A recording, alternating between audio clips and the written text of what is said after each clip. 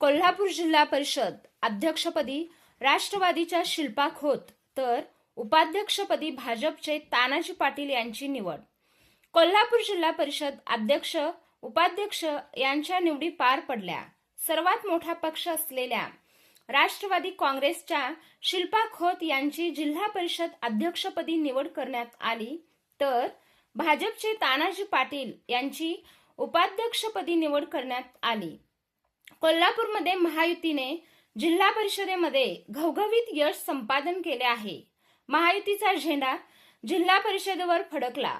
नामदार हसन मुश्रीफ, पालकमंत्री प्रकाश आंबेडकर, खासदार धनंजय महाडिक, आमदार राजेश क्षीरसागर, आमदार चंद्रदीप नरके, आमदार राहुल आवाडे, आमदार अमोल महाडिक, आमदार विनय कोरे यांनी महायुतीचा अध्यक्ष करण्यात मोलाची कामगिरी बजावली.